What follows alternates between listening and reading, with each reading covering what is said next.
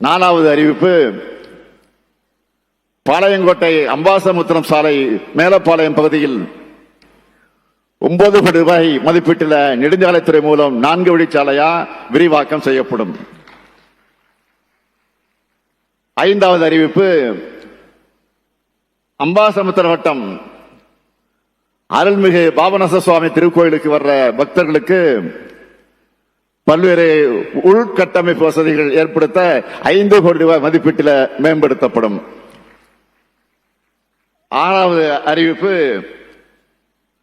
மீனவ பெண்களோட வாழ்வாதார மேம்பாட்டுக்காக திருநெல்வேலி மாவட்ட கடற்கரை பகுதியில் கடல் பொருட்கள் மதிப்பு கூட்டல் மையம் மற்றும் உற்பத்தியாளர் நிறுவனம் 3 கோடி ரூபாய் மதிப்பீட்டில் உருவாக்கப்படும். நான் இப்ப அறிவித்த திட்டங்களுக்கெல்லாம் விரைவில் அரசாணை வெளியிடப்பட்டு பணிகள் தொடங்கும். 2023ஆம் ஆண்டு டிசம்பர்ல எப்படிப்பட்ட கனமழை பெஞ்சதுன்னு உங்களுக்கு எல்லாம் தெரியும். அதனால திருநெல்வேலி, தென்காசி, கன்னியாகுமரி, தூத்துக்குடி உள்ளிட்ட தென் மாவட்டங்கள் எப்படியெல்லாம் கடுமையான அளவுக்கு பாதிக்கப்பட்டதுன்னு நல்லா உங்களுக்கு தெரியும். அந்த பாதிப்புகள் இருந்து மீள ஒன்றிய அரசு கிட்ட நாம நிதி கேட்டோம். 2 ஒன்றிய அமைச்சர்கள் வந்தாங்க. ஆனா அவங்க உடனடியாக இடைக்கால நிதி உதவியை கூட செய்யல. நம்முடைய நைனா நாகேந்திரன் கோபித்துக் கொள்ளக்கூடாது. அவருக்கு உண்மை தெரியும். ஆனா அவர் பேச மாட்டார். நீங்கள் பேசுங்கள் என்றுதான் எனக்கு அனுமதி கொடுப்பார். இருந்தாலும் மாநில அரசோட நிதியை வச்சு நிவாரண பணிகளை நாம செஞ்சோம். தொடர்ந்து ஒன்றிய அரசு கிட்ட நிதி கேட்டு வலியுறுத்தினோம். கொடுக்காத அவங்கள கண்டிச்சோம். அப்பவும் வரல. நாடாளுமன்றத்தையும் பேசணும். அப்பவும் வரல. ஏன் நீதிமன்றம் போனோம். அதன் பிறகுதான் ஒன்றிய அரசு தமிழ்நாட்டுக்கு வெள்ள நிவாரண நிதியை அறிவிச்சாங்க. அதுவும் எவ்வளவு? நாம கேட்டது 37,907 கோடி ரூபாய். 37,907 கோடி ரூபாய். வேற வழி இல்லாம ஒன்றிய அரசு கொடுத்தது. எவ்வளவு கொடுத்தது? வெறும் 276 கோடி ரூபாய். நாம கேட்டதுல ஒரு விழுக்காட்டை கூட கொடுக்கல. இப்படிதான் ஒன்றிய அரசு நடந்துகிட்டு இருக்கு. சரி, போகட்டும். இந்த பட்ஜெட்லாவது நம்ம கேட்ட நிதிகளை ஒதுக்கி தருவாங்கன்னு எதிர்பார்த்தோம். அதுவும் இல்ல. தமிழ்நாட்டுக்கு நிதியும் கிடையாது, நீதியும் கிடையாதுன்னு ஒதுக்கிட்டாங்க. மீண்டும் மீண்டும் வஞ்சிக்குது ஒன்றிய பாஜக அரசு. அவங்களை பொறுத்த வரைக்கும் கூட்டணியில் இருக்கக்கூடிய மாநிலங்களுக்கும் எலெக்ஷன் வரக்கூடிய மாநிலங்களுக்கு மட்டும்தான் அறிவிப்புகளையும் நிதியும் கொடுப்பாங்க. அதனால்தான் நாம கேட்கிறோம். என்ன கேட்கிறோம்? இந்தியாவோட வரைபடத்தில் மட்டும் தமிழ்நாடு இருந்தா போதுமா? அரசாங்கம் வெளியிடக்கூடிய நிதி அறிக்கையில இருக்க வேண்டாமா? ஒன்றிய அரசோட திட்டங்கள்ல தமிழ்நாட்டின் பெயர் இருக்க வேண்டாமா? தமிழ்நாட்டுக்கு சிறப்பு திட்டங்கள் அறிவிக்க வேண்டாமா? தேர்தல் நேரத்தில் வாக்கு கேட்க மட்டும் தமிழ்நாட்டுக்கு வந்தா போதும்னு நினைக்கிறாங்களா? இப்படி நாம் கேட்கிற கேள்விகள் எதுக்கும் பாஜக கிட்ட இருந்து எந்த பதிலும் வராது. திருநெல்வேலி அல்வான்னா உலகமே ஃபேமஸ். ஆனா இப்போ மாநிலங்களுக்கு ஒன்றிய அரசு தர அல்வா தான் அதை விட ஃபேமஸா இருக்கு. நம்ம திராவிட மாடல் அரசை பொறுத்த வரைக்கும் ஒன்றிய அரசை பொருட்படுத்தாம நமக்கு நாமே தமிழ்நாட்டை மேம்படுத்திட்டு வரோம்.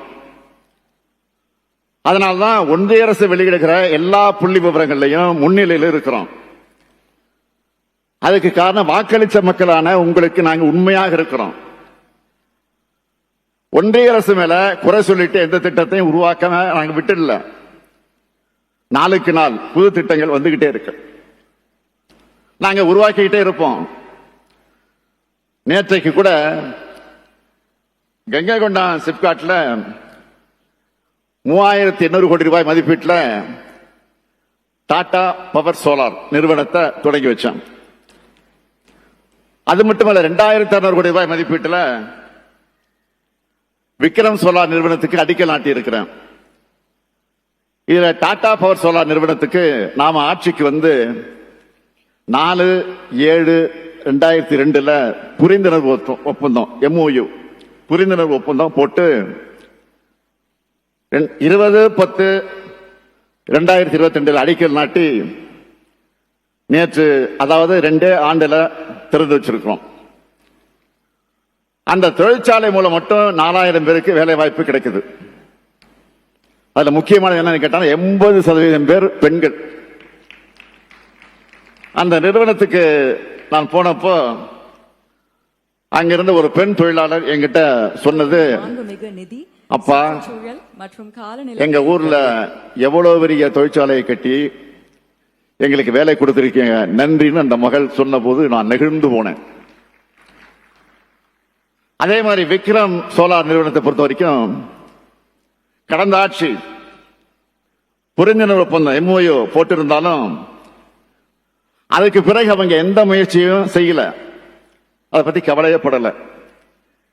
ஆனா நாம அரசு ஆட்சி பொறுப்பேற்ற பிறகு தமிழ்நாட்டு சூழ்நிலையை விளக்கி உறுதி கொடுத்து அந்த நிறுவனத்தை அழைச்சிக்கிட்டு வந்திருக்கிறோம். அதுலயும் 2500 பேருக்கு வேலை கிடைக்க போகுது. நான் இப்பவே சொல்றேன், அங்கேயும் பெரும்பகுதி மகளிருக்குத்தான் வேலை வாய்ப்பு. இப்படி சொல்றதுனால இந்த மாவட்ட ஆண்களுக்கு கொஞ்சம் பொறாமை கூட வரும்.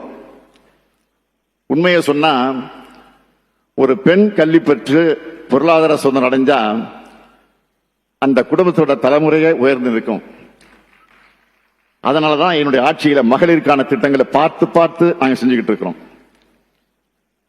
இன்னைக்கு விவசாயிகள் பயன்பெறக்கூடிய வகையில் 77 கோடி ரூபாய் மதிப்பீட்டில் மெகா உணவு பூங்காவையும் அதே சிப்காட்ல திறந்து வச்சிருக்கிறேன். அதன் மூலம் 1000 தொழிலாளர்களுக்கு வேலை வாய்ப்பு கிடைக்கும்.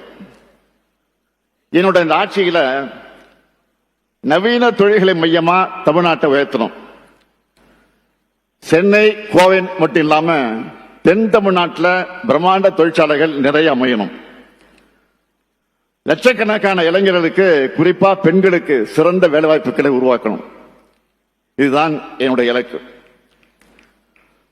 அதை முன்னுரிமையாக கொண்டுதான் திட்டங்களை தீட்டி முதலீட்டாளர்களுக்கு ஊக்கம் வந்து புதிய வரலாற்றை நம்ம திராவிட மாடல் ஆட்சி படைச்சுக்கிட்டு இருக்கு.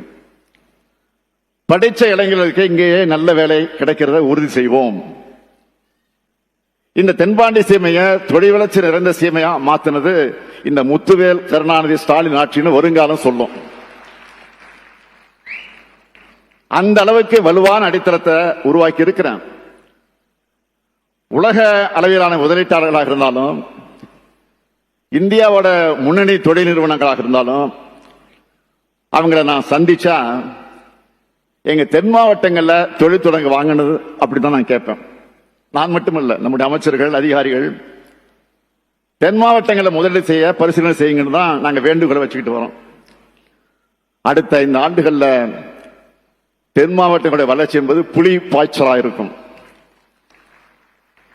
நெல்லை, தூத்துக்குடி, விருதுநகர் போன்ற பகுதிகளின் முகமே மாறக்கூடிய அளவுக்கு முன்னேற்றமானது பிரம்மாண்டமாக இருக்கணும் என்பதுதான் என்னுடைய கனவு. அது நிச்சயம் நினைவாகும். ஒரு பக்கம் இப்படி நான் உழைச்சுக்கிட்டு இருந்தா